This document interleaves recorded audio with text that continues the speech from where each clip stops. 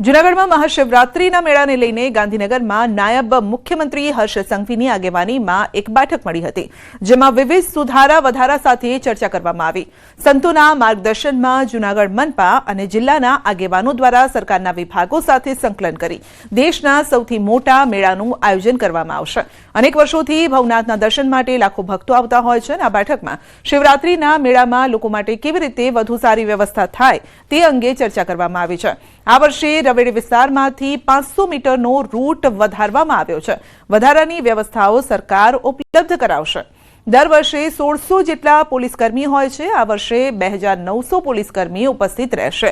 1000 થી પણ વધુ વોલેન્ટિયર ઉપસ્થિત રહેશે। તો 300 જેટલા ઉતારાની પણ જમવાની વ્યવસ્થા છે। નવી પાણીની વ્યવસ્થા પણ કરવામાં આવશે અને આ વર્ષે 11મી તારીખે સાંજે બધા સંતો દ્વારા નગર યાત્રાનું આયોજન કર્યું છે। દેશભરના સંતોને આમંત્રણ આપવામાં આવશે। આ વર્ષે રવેડીનો રૂટ એ 500 મીટર વધારવામાં આવ્યો છે। બધા જ સાધુ સંતોના સંકલનમાં ખૂબ મોટી સંખ્યામાં જ્યારે લોકો દર્શન અર્થે આવતા હોય અને તમામ લોકોને વ્યવસ્થાઓ મળી રહે તે માટે તમામ સાધુ સંતોએ સાથે મળીને આ સૂચન અને નિર્ણય લીધું છે અને એ વધારાની વ્યવસ્થાઓ સરકાર દ્વારા તાત્કાલિક ઉપલબ્ધ કરાવવામાં આવશે। સાથે સાથે દર વર્ષે 1600 જેટલા પોલીસ અધિકારીને જવાનો આ શિવરાત્રિના મેળાની વ્યવસ્થાઓમાં ત્યાં હોય છે। આ વર્ષે 2900થી વધારે પોલીસ બંદોબસ્ત ત્યાં કરવામાં આવશે અને સાથે સાથે આ વર્ષે એક નવો પ્રયાસ જૂનાગઢ પોલીસ દ્વારા કરવામાં આવ્યો છે કે મેળામાં પોલીસ જોડે જોડે લોકલ જે યુવાનો છે એમને જોડીને બી વ્યવસ્થાઓમાં જોડવામાં આવે તો 1000થી વધારે વોલન્ટિયર્સને બી આ વ્યવસ્થાઓની અંદર જોડવામાં આવશે।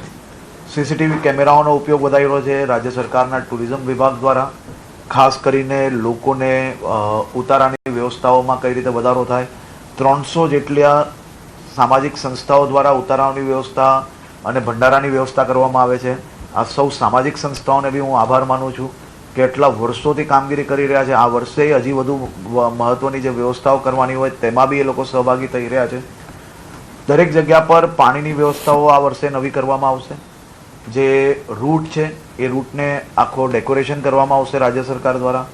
આ વર્ષનો આ મેળો એ અદ્ભુત હશે।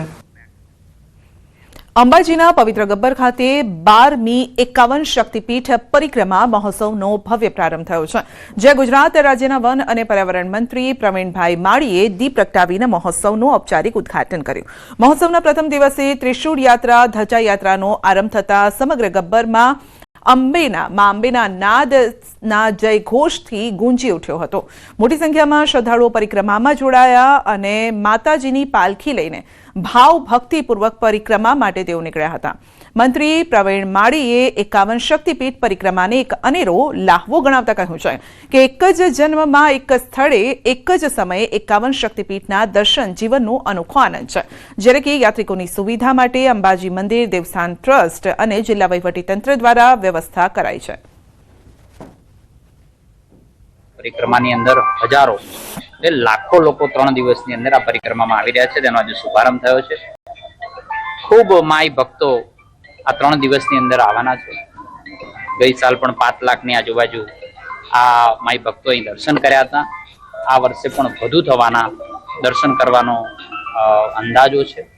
દિન પ્રતિદિન જે રીતે આસ્થા વધી રહી છે જેવી રીતે સરકાર દ્વારા વ્યવસ્થાઓ કરવામાં આવે છે અને લોકો અહીં માના દર્શન કરવા માટે આવે છે। શ્રી 51 શક્તિપીઠ પરિક્રમા યાત્રાનો શુભારંભ કરવામાં આવ્યો છે। સમગ્ર બનાસકાંઠા જિલ્લાના આસપાસના તમામ જિલ્લાઓમાંથી તથા સમગ્ર ગુજરાત રાજ્યમાંથી માઈ ભક્તો શ્રી 51 શક્તિપીઠ પરિક્રમાનો લાભ લેવા આવી રહ્યા છે।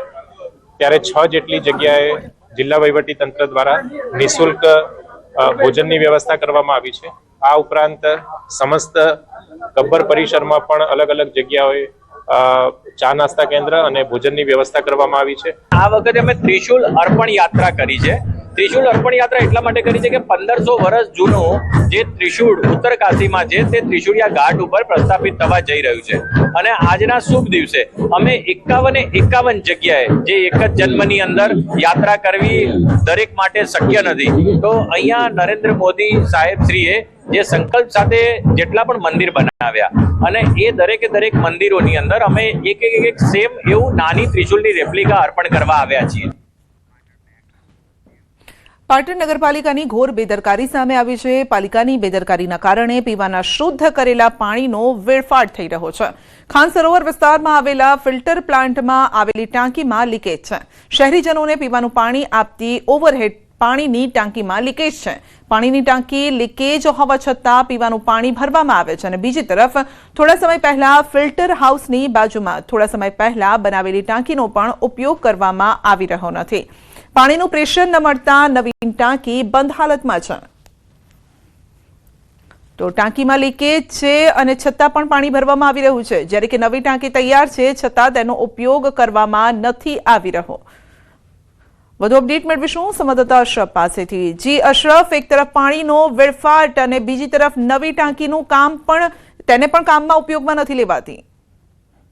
બિલકુલ સંધ્યા, સમગ્ર પાટણ શહેરને પીવાનું પૂરું પાડતી જે પાણીની ટાંકી છે તે આજની બંધ ઘણા સમયથી જર્જરિત અને લીકેજ હાલતમાં છે, જેને લઈને બાજુમાં જ નવીન પાણીની ટાંકી બનાવવામાં આવી હતી. પરંતુ જે નવીન ટાંકી બનાવવામાં આવી હતી તેનો ક્યાંક જે મોટર લગાવીને જે પ્રેશરથી પાણી ઉપર પહોંચાડવું જોઈએ તે ન થવાના કારણે હાલની સ્થિતિએ નવીન ટાંકી બંધ છે. બીજી બાજુ જે જર્જરિત જૂની ટાંકી હતી તેને ફરી પાણી ભરવામાં આવે છે, એટલે કે લગભગ તેમાં 10 લાખ લીટર જેટલો પાણીનો સંગ્રહ થાય છે અને સમગ્ર શહેરને ત્યાંથી પીવાનું પાણી આવે.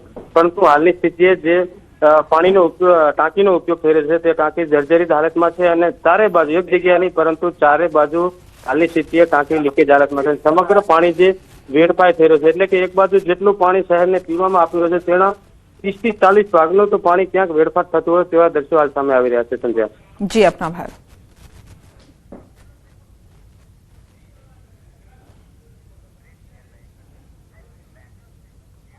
બુલેટિનમાં આગળ વધીશું નાનકડા બ્રેક બાદ.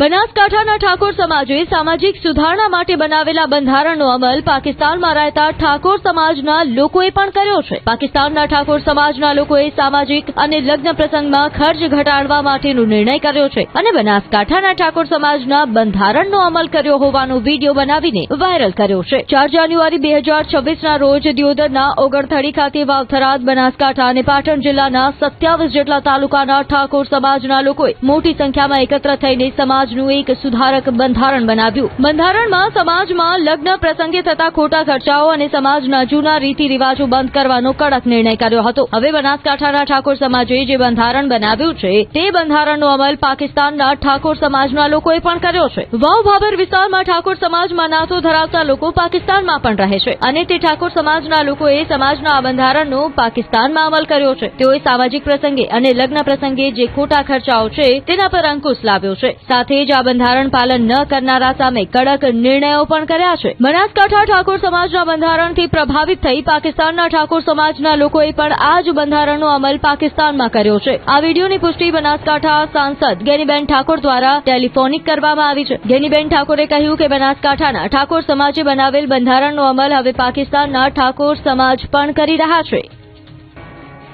ઠાકોર રબારી સમાજ બાદ હવે નાઈ સમાજે પણ બંધારણ મુદ્દે બેઠક કરી. 11 ગોળ નાઈ સમાજના સામાજિક બંધારણ અંગે બેઠક યોજાઈ. વાવ થરાદના ધરણીધર તાલુકાના ઢીમા ગામે નાઈ સમાજની મહાપંચાયત યોજાઈ. સમાજના બંધારણને લઈ મહાપંચાયતનું આયોજન કરવામાં આવ્યું. નાઈ સમાજના ગુજરાત પ્રમુખ આંબાભાઈ નાઈએ સમાજને અપીલ કરી કે મંદિરોમાં રમેલ અને તિથિ ભોજનમાં લાખો રૂપિયા ખર્ચવાનું બંધ કરવામાં આવે. માત્ર કુળદેવીની જ ઘરે ઉપાસના કરવા અપીલ કરાઈ. કોઈ બીમાર થાય ત્યારે ભુવા પાસે નહીં દવાખાને જવા સમાજના લોકોને અપીલ કરવામાં આવી. આંબાભાઈ નાઈએ ભુવાઓને પણ ચેતવણી આપી કે અમારે એક્શન લેવી પડે તે પહેલા ચેતી જજો. સમાજને સાચી દિશા આપજો, ગેરમાર્ગે ન દોરતા.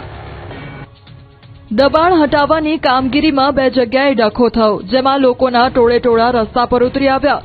પ્રથમ ઘટના બની વાવ થરાદમાં. દિયોદરમાં દબાણ સમયે બબાલ થઈ સરદારપુરા જશાલી ગામમાં દબાણ હટાવ ઝુંબેશ ચાલી રહી હતી. તંત્ર અને સ્થાનિકો વચ્ચે રકઝક થઈ ગેરકાયદેસર દબાણો પર તંત્ર દ્વારા બુલડોઝર ફેરવતા લોકો રોષે ભરાયા હતા. લોકો રસ્તા પર ઉતરી આવ્યા હતા. ના છૂટકે તંત્રએ પોલીસની મદદ લઈ દબાણ હટાવવાની કામગીરી હાથ ધરી હતી.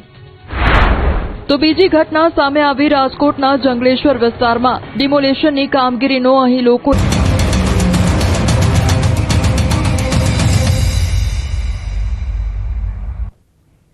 ગુજરાતના ખેડૂતોના માથે માવઠાનું જોખમ 16 જિલ્લામાં તોળાઈ રહ્યું છે. માવઠાનું જોખમ કાલથી 3 દિવસ રહી શકે છે. માવઠાનું જોખમ હવામાન નિષ્ણાત અત્રેયા શેટ્ટીનું અનુમાન છે. 2 ફેબ્રુઆરીએ વધુ રહી શકે છે માવઠું.